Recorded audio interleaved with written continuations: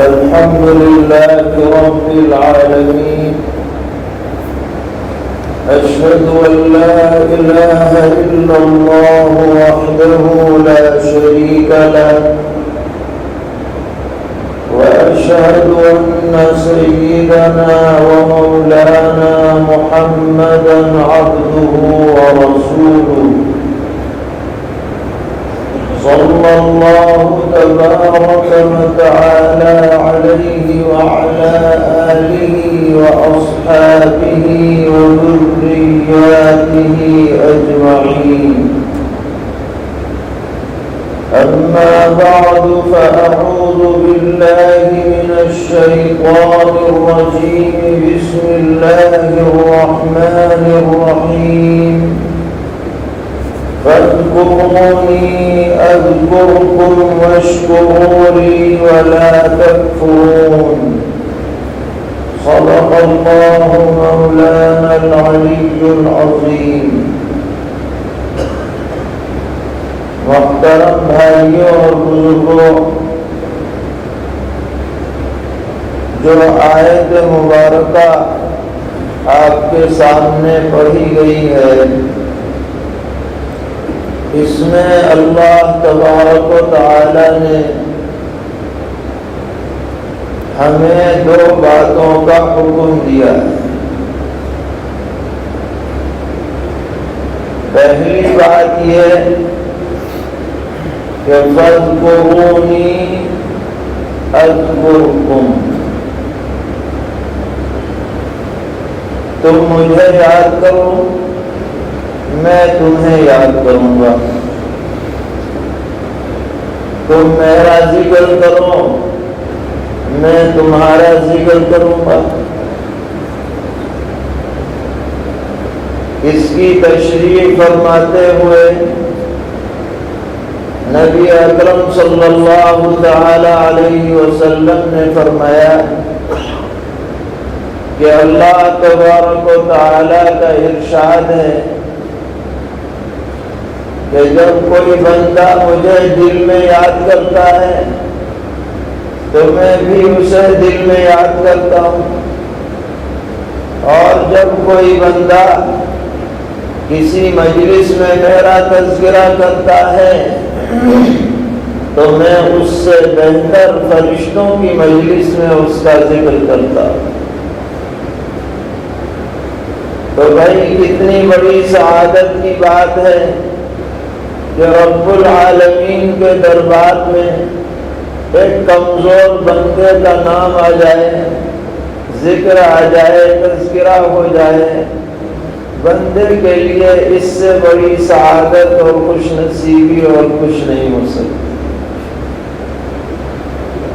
اور اس ذکر کا فائدہ یہ ہے کہ جب بھی اور جہاں بھی اللہ کی یاد پائی جائے گی تو شیطانی اثر ختم ہو جائے گا۔ شیطان کے مقابلے کے لیے ذکر خداوندی سے بڑھ کر کوئی تدبیر کارگر نہیں۔ سرور عالم حضرت محمد مصطفیٰ صلی اللہ تعالی علیہ وسلم نے فرمایا کہ اس کی مثال یوں سمجھو جیسے کسی آدمی کے پیچھے کوئی دشمن لگ جائے اور وہ اس سے بچ کر بھاگ رہا ہو، اور دشمن برابر اس کا تعاقب کر رہا ہو اور اس سے بچ نہ پا رہا ہو، تو ایک قلعہ نظر پڑے، مضبوط قلعہ، اور وہ اس قلعے میں داخل ہو جائے اور دروازہ بند کر لے تو دشمن کے اثر سے محفوظ ہو جائے گا۔ اسی طرح جو آدمی شیطان جیسے دشمن سے بچنا چاہتا ہے وہ اللہ کے ذکر کے قلعے میں آ جائے تو اب شیطان کا اثر اس کے اوپر نہیں ہوگا۔ اللہ تعالیٰ چاہتے ہیں کہ بندہ اللہ کو یاد کرنے والا بنے۔ اسی لیے اللہ تعالیٰ نے وقفے وقفے سے ہم پر نماز فرض فرمائی ہے کہ جہاں تھوڑی سی لاپرواہی ہو پھر اللہ کی طرف بندہ متوجہ ہو جائے، جہاں تھوڑا سا ذہن ہٹے پھر دوبارہ اللہ کی طرف ذہن لگ جائے۔ اس کے لیے نمازیں متعین کی گئی ہیں۔ فرمایا گیا اقیم الصلاۃ لذکری، نماز قائم کیجئے میری یاد کے لیے۔ صبح سو کر کے اٹھو، پہلا کام ہے نماز پڑھو، کام کاج شروع ہو گیا، کاروبار شباب پر ہے، دوپہر ہو گئی، چلو پھر پڑھو، ظہر کا وقت ہو گیا، شام ہونے کو آئی تو عصر پڑھو، سورج ڈوب گیا، رات کا آغاز ہوا تو مغرب پڑھو، سونے سے پہلے پھر عشاء پڑھو، تاکہ جہاں بھول پائی جائے پھر یاد آ جائے اور بندہ اپنے رب کو یاد کرنے والا بن جائے۔ اس لیے یہ بہت ہی اہم ہدایت ہے، فاذکرونی اذکرکم، تم مجھے یاد کرو میں تمہیں یاد کروں۔ اور اس میں جو وعدہ کیا گیا ہے اذکرکم، اس کی مٹھاس وہی محسوس کر سکتا ہے جس کے دل میں اللہ کی محبت۔ فاذکرونی اذکرکم بہت ہی پیارا جملہ ہے، بہت ہی میٹھا جملہ ہے۔ تم مجھے یاد کرو میں تمہیں یاد کروں گا۔ اللہ اکبر، کیسی بڑی بشارت ہے، کیسی بڑی سعادت کی خبر ہے۔ فاذکرونی اذکرکم۔ اس کے بعد فرمایا دوسرا حکم، واشکروا لی ولا تکفرون، میری نعمتوں کی قدر کرو، ناقدری مت کرو۔ ظاہر ہے کہ جب یہ حکم دیا جا رہا ہے کہ قدر کرو، شکر بجا لاؤ، تو اس کا لازمی نتیجہ یہ نکلے گا کہ ہم نے تم پر جو انعامات کر رکھے ہیں انہیں یاد کرو۔ ظاہری انعامات بھی ہیں، باطنی انعامات بھی ہیں، خارجی نعمتیں بھی ہیں، باطنی اور اندرونی نعمتیں بھی ہیں جن کا ہم شمار نہیں کر سکتے۔ فرمایا وَإِن تَعُدُّوا نِعْمَتَ اللَّهِ لَا تُحْصُوهَا، تم اگر اللہ کی نعمتوں کا، احسانات کا شمار کرنا چاہو تو تمہارے بس میں نہیں ہے۔ صبح شام دن رات، گھر میں باہر، لوگوں کے سامنے یا تنہائی میں، ہمہ وقت اللہ کی نعمتوں سے ہم فیضیاب ہو رہے ہیں۔ کوئی لمحہ ایسا نہیں ہے کہ جب ہم کسی نہ کسی نعمت سے فائدہ نہ اٹھا رہے۔ اللہ نے ہمیں یہ بدن عطا کیا ہے، انمول نعمتیں اس بدن میں ہمیں دی گئی، دیکھنے کے لیے آنکھیں دی، سننے کے لیے کان دیے، سمجھنے کے لیے دل دماغ عطا کیا ہے، غذا کو تحلیل کرنے کے لیے اور جزو بدن بنانے کے لیے ایک پورا سیٹ اپ ہے، ایک پورا نظام ہے کہ ایک ایک لقمہ جو دانتوں سے چب کر حلق کے ذریعے سے معدے میں پہنچتا ہے اور پھر وہ الگ الگ ضرورت کے مطابق اشیاء میں اور اجزاء میں تحلیل ہو جاتا ہے اور تبدیل ہو جاتا ہے۔ ایسا عظیم الشان نظام ہے جس کی مثال ملنی مشکل ہے۔ قرآن پاک میں اللہ تعالیٰ نے فرمایا وَفِي أَنفُسِكُمْ أَفَلَا تُبْصِرُونَ، ہماری قدرت کی نشانیاں خود تمہارے اندر پائی جا رہی ہیں، تمہیں نظر نہیں آ رہا۔ اسی طرح آپ باہر دیکھیے، جو غذا ہمیں مل رہی ہے کن مراحل سے گزر کر ہم تک پہنچ رہی ہے، کس شکل میں پہنچ رہی ہے۔ جو لباس ہم پہن رہے ہیں کتنے مراحل سے گزر کر اس کی یہ صورت بنی ہے جس سے ہم سردی گرمی میں فائدہ اٹھا رہے ہیں۔ اسی طرح یہ چاند، یہ سورج، یہ دریا، یہ ہوا نعمتوں کا ایک تسلسل ہے جس کو کوئی شمار نہیں کر سکتا، کسی عدد میں اسے محدود نہیں کر سکتا ہے۔ اس کے علاوہ اللہ تبارک و تعالی نے انسان کو بہت سی صفات عطا فرمائی ہیں۔ وہ صفات قابل تعریف ہیں، امتیازی صفات ہیں جو اور مخلوقات میں نہیں پائی جاتی۔ ان صفات کا شکر یہ ہے کہ ان کو صحیح استعمال کیا جائے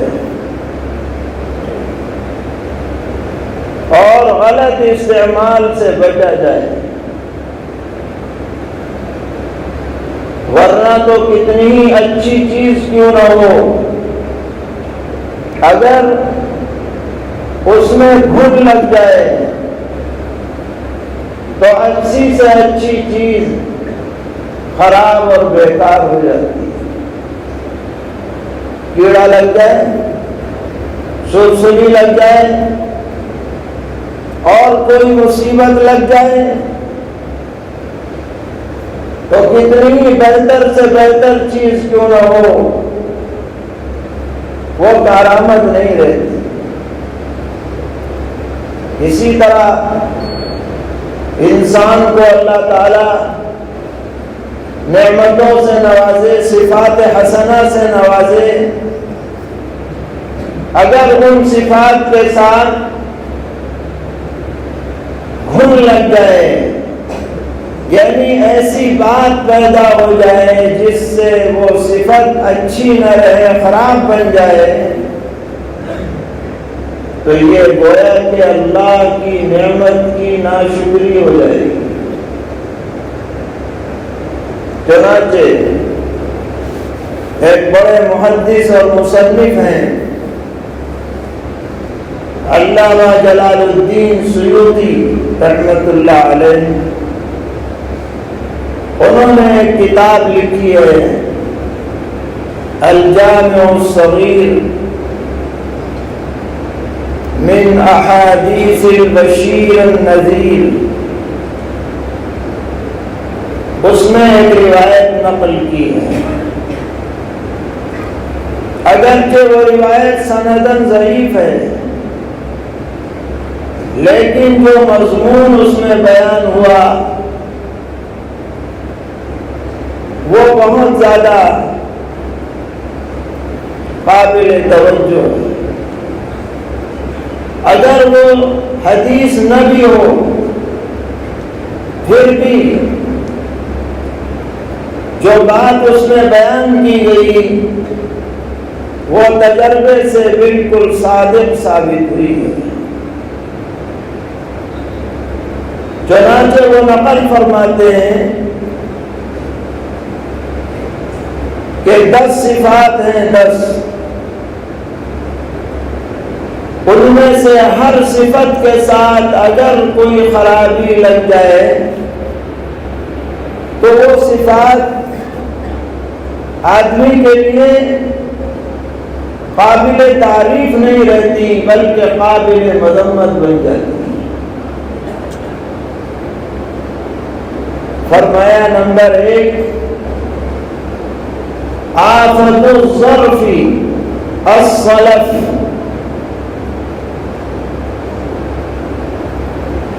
ظرف کا مطلب یہاں یہ ہے کہ جو عقل مند آدمی ہے، سمجھدار آدمی ہے، اللہ نے جس کو فہم و فراست عطا کی ہے، اگر اس فہم و فراست کے ساتھ اس کے اندر سلف کی صفت پیدا ہو جائے، صاد سے صاد لام فا، اس کا مطلب زبان اس کی کنٹرول میں نہ ہو اور ذہن اور فکر قابو میں نہ رہے. بہت سمجھدار ہیں مگر غلط رخ پہ چل پا تو بہت بری جگہ پہنچے گا. بہت سمجھدار ہیں، بڑا اچھا علم ہے، قوت حافظہ بھی بہت ہے، زبان بھی بہت اچھی ہے، لیکن کسی کی برائی پر آئے تو اس کو بالکل اسفل السافلین تک پہنچا دیتا ہے، کسی کی اچھائی پر آئے تو عرش تک پہنچا دیتا ہے، قابو میں نہیں. تو ایسی کم و فراست کسی کام کی نہیں بلکہ اور مصیبت ہے آدمی کے لیے. اس سے اچھا تو یہ ہے کہ کم سمجھ ہو لیکن راہ حق پہ قائم ہو. تو پہلی بات اس روایت میں یہ فرمائی گئی کہ آیت الظرف الصلف. تو یاد رکھیے گا، محض سمجھدار ہونا کافی نہیں ہے، سمجھدار ہونے کے ساتھ ساتھ راہ حق پر قائم رہنا، حدود سے آگے نہ بڑھنا یہ بھی ضروری ہے. اس کے بعد فرمایا کہ آفت الشجاعت البغی. بہادری کی آفت یہ ہے کہ آدمی اتنا بہادر بن جائے کہ لوگوں پر ظلم کرنے لگے. بہادری اچھی صفت ہے، یعنی گھبراہٹ کے موقع پر دل کا مضبوط رہنا، یہ بہادری کا مطلب ہے. مگر یہ دل اگر مضبوطی کے ساتھ ساتھ ایسا سخت ہو جائے کہ غریبوں پر ظلم کرنے لگے، کمزوروں پر طاقت دکھانے لگے، تو یہ بہادری کسی کام کی نہیں ہے اور مصیبت ہے. ایسی بہادری سے تو نہ بہادر ہونا اچھا ہے. اور فرمایا تیسرے نمبر پر کہ وآیت السماحۃ المن، کہ آدمی کے دل میں نرم روی ہے، لوگوں کے کام آتا ہے، وہ کسی کی سفارش میں، کسی مصیبت زدہ کی مدد کرنے میں آگے رہتا ہے. مگر اس کے اندر بری عادت یہ ہے کہ کام کرنے کے بعد احسان جتاتا ہے کہ میں نے فلاں موقع پہ تمہاری مدد کی، میں نے فلاں موقع پہ تمہارا کام نکلوایا. تو یہ جذبہ ہے احسان جتانے کا، یہ سارے اجر و ثواب کو غارت کر دیتا ہے. تو ایسی سماحت بھی بیکار ہے. بغیر احسان جتانے کے لوگوں کے کام آنا چاہیے. سرور عالم حضرت محمد مصطفیٰ صلی اللہ تعالی علیہ وسلم نے فرمایا کہ جو آدمی کسی مسلمان کی مصیبت کو دنیا میں دور کرتا ہے اللہ تعالیٰ قیامت میں اس کی مصیبت کو دور فرمائیں گے۔ وہاں کی امید رکھ کر کے کام کرو، یہ کیا کہے کیا نہ کہے اس پر نظر نہ ڈالو، تو یہ نعمت، یہ صفت تمہارے لیے رفع درجات کا سبب بنے۔ چوتھے نمبر پر فرمایا وَآفَةُ الْجَمَالِ الْخُيَلَاءُ، اسی کو اللہ تعالیٰ نے خوبصورتی سے نوازا، بدن شاندار عطا کیا، صورت بہترین عطا فرمائی، تو اب ہونا کیا چاہیے؟ بتاؤ کیا ہونا چاہیے؟ اللہ کا شکر بجا لاؤ۔ تمہیں جس نے حسین بنایا اس کا شکر ہے، تم اپنی مرضی سے حسین نہیں بنے۔ کوئی تم نے فیس جمع نہیں کی تھی کہ میں ایسا صورت میری ملنی چاہیے، کوئی فارم نہیں بھرا تھا، کوئی اللہ سے معاہدہ نہیں کیا تھا، اللہ نے ماں کے پیٹ میں تمہیں حسین بنایا، مفت میں بنایا، لہذا شکر بجا لاؤ۔ لیکن اگر حسین و جمیل آدمی شکر کے بجائے لوگوں کے سامنے اترا کے چلتا ہے، اتراہٹ کا اظہار کرتا ہے، بڑائی اپنی محسوس کرتا ہے کہ میں حسین و جمیل ہوں، میری دوسروں پر فوقیت ہے، تو اس جمال سے بہتر یہ ہے کہ اسے یہ نعمت نہ ملی ہوتی تو اچھا تھا۔ یہ نعمت شکر کے لیے ہے، یہ نعمت کبر کے لیے نہیں ہے، بڑائی کے لیے نہیں ہے، لوگوں کو اس کے لیے نہیں ہے کہ اپنی کبریائی اور بڑائی لوگوں پر ظاہر کرے، اللہ کو یہ بالکل پسند ہے۔ قیامت میں کتنے ہی بدصورت آدمی جنت کے مستحق بنیں گے اور کتنے ہی خوبصورت لوگ جہنم کا ایندھن بنیں گے۔ آخرت میں مدار اس دنیا کی خوبصورتی بدصورتی پہ نہیں ہے، ایمان اور اعمال صالحہ پر۔ پھر فرمایا وَآفَةُ الْعِبَادَةِ الْفَتْرَةُ، عبادت کی مصیبت یہ ہے کہ آدمی سست پڑ جائے،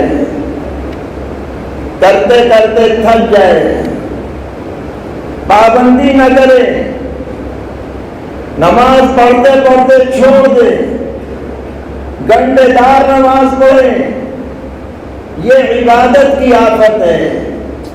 اللہ کو وہ عمل پسند ہے جو کنٹینیو کیا جائے۔ سرور عالم صلی اللہ تعالی علیہ وسلم نے ارشاد فرمایا کہ اللہ کو وہ عمل پسند ہے جو مسلسل کیا جائے، وَإِنْ قَلَّ، اگرچہ وہ تھوڑا کیوں نہ ہو۔ 2 رکعت آپ پڑھتے ہیں فرض کیجئے کسی وقت میں، مگر پابندی سے پڑھتے ہیں، تو وہ تھوڑی تھوڑی بھی بہت بڑی ہو جائے گی۔ اور ایک مرتبہ جوش آیا تو خوب پڑھ لی، صلاۃ التسبیح سمیت پڑھ لی، اور جب ٹھنڈے پڑے تو بالکل لیٹ گئے، اٹھنے کا نام نہیں۔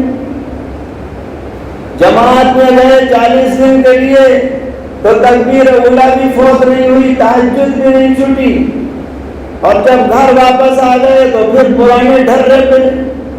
یہ پسند نہیں ہے اللہ تعالیٰ۔ جو جماعت والے ہمارے پاس آتے ہیں تو ہم ان سے 2 باتیں کہتے ہیں۔ ایک بات تو یہ کہ یہ چلہ اصل نہیں ہے، چلہ ٹریننگ کیمپ ہے۔ چلہ کیا ہے؟ ٹریننگ کے لیے، کام اپنی جگہ جا کے کرنا ہے، عادت بنانے کے لیے ماحول تمہیں دیا گیا ہے۔ اور دوسرے ہم ان سے یہ کہتے ہیں کہ جماعت میں نکل کر یہ مت سمجھنا کہ دین کا کام بس تم ہی کر رہے ہو، بلکہ دین کے بہت سارے شعبے ہیں، ہر شعبے کو دین کی ضرورت ہے، سب کی مدد کرو، جو تم کر رہے ہو وہ کرتے رہو، لیکن دوسرے کے کام کو ہلکا مت سمجھو، سب سے مل کر کے دین چلتا ہے۔ اس کے بعد فرمایا وَآفَةُ الْحَدِيثِ الْكَذِبُ یا الْكِذْبُ، گفتگو کی آفت یہ ہے، بات چیت کی آفت یہ ہے کہ آدمی جھوٹ بولے، تو چاہے کتنی اچھی طرح بات کر رہا ہو، اگر وہ بات جھوٹی ہے تو اس کی کوئی کی بھی قیمت نہیں، اور چاہے کیسے بھی وہ بات کرے، اگر بات سچی ہے تو باوزن ہے، اس کی اہمیت۔ اس لیے ہر آدمی کو چاہیے کہ وہ اپنی گفتگو میں جھوٹ کو قریب نہ آنے دے۔ اور پھر ارشاد فرمایا وَآفَةُ الْعِلْمِ النِّسْيَانُ، کسی کو اللہ تعالیٰ نے علم عطا کیا ہے، اس علم کا گھن یہ ہے، مصیبت یہ ہے، آفت یہ ہے کہ جو علم اس نے سیکھا تھا وہ بھول جائے، یاد نہ رہے۔ اور یاد کب نہیں رہے گا؟ جب آدمی اس مشغلے میں نہ لگا رہے، بھول جائے، چاہے وہ مدرسے میں 100 میں 100 نمبر لایا ہو، اگر اس نے مطالعے کا اہتمام نہیں رکھا، پڑھنے پڑھانے کا سلسلہ جاری نہیں رکھا، تو چند دنوں کے اندر پڑھا پڑھایا سب برابر ہو جائے، وہ علم بے علم ہو جائے۔ تو آفت العلم النسیان۔ اسی طریقے پر آگے فرمایا کہ وآفت الجود الصرف، سخاوت کرنا اچھی بات ہے کہ آدمی غریبوں کو کھانا کھلائے، حساب لگا کر زکوٰۃ ادا کرے، صدقہ خیرات کرے، صدقہ جاریہ میں حصہ لے۔ لیکن اگر مالدار آدمی اللے تللے اڑانے لگ جائے، اسراف و تبذیر پر عمل کرنے لگے، ناجائز جگہوں پر پیسہ اڑانے لگے، تو ایسی سخاوت قابل تعریف نہیں ہے بلکہ قابل مذمت ہے۔ اور 10ویں نمبر پر فرمایا وآیۃ الحسب الفخر، کسی کو خاندانی شرافت ملے تو کیا کرنا چاہیے؟ شکر بجا لانا چاہیے۔ اللہ نے ہمیں ایسے ماں باپ عطا کیے جن کا سلسلہ اچھے لوگوں سے ملتا ہے، لیکن اگر اس خاندانی شرافت کی بنیاد پر کوئی آدمی فخر کرتا ہے، اپنے کو بڑا سمجھتا ہے، دوسروں کو ذلیل اور حقیر سمجھتا ہے، فرمایا یہ خاندانی شرافت کی آفت ہے، آفت۔ اللہ تبارک و تعالیٰ کے دربار میں ایمان و عمل کے بغیر خاندان کی رتی کے برابر بھی کوئی حیثیت نہیں ہے، مچھر کے پر کے برابر۔ لہذا کوئی اپنی ڈینگیں نہ ہانکے کہ میرے باپ ایسے تھے، دادا ایسے تھے، میرا تو سلسلہ اولیاء سے ملتا ہے اور فلاں سے ملتا ہے۔ دیکھو تم کیا ہو، تمہارا ایمان، تمہارا عمل، یہ دیکھا جائے۔ اور یہ فخر کی چیز نہیں ہے کہ تم بڑائی ظاہر کرو۔ سرور عالم حضرت محمد مصطفیٰ صلی اللہ تعالی علیہ وسلم نے فرمایا من ابطا به عمله لم يسرع به نسبه، جس کا عمل اسے پیچھے کر دے اس کا نسب اسے آگے نہیں لے جا سکتا ہے۔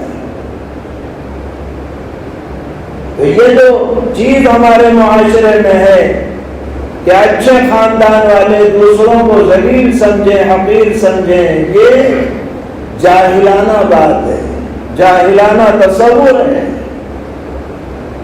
اللہ کے دربار میں ایمان اور عمل کی اصل حیثیت ہے۔ ایمان مضبوط ہے، اعمال درست ہیں۔ ان اکرمکم عند اللہ اتقاکم، تم میں سب سے معزز وہ ہے جو سب سے زیادہ متقی اور پرہیزگار ہے۔ تو میرے بھائیوں، دو باتیں ہیں اور یہ دو باتیں بہت اہمیت رکھتی ہیں۔ اللہ کا ذکر کیا جائے اور نعمتوں پر شکر بجا لایا جائے، اور ہر ایسی بات سے بچا جائے۔ لا تکفرون میں یہ سب چیزیں شامل ہیں جن سے نعمتیں اپنے لیے نفع بخش بننے کے بجائے نقصان دہ بن جاتی ہیں۔ ایسی باتوں سے، ایسی صفات سے بچا جائے۔ اللہ تعالی ہم سب کو توفیق عطا فرمائے، ہر قسم کے شر اور فتنے سے محفوظ فرمائے، ہر قسم کی عافیت عطا فرمائے۔ وآخر دعوانا الحمد للہ رب العالمین۔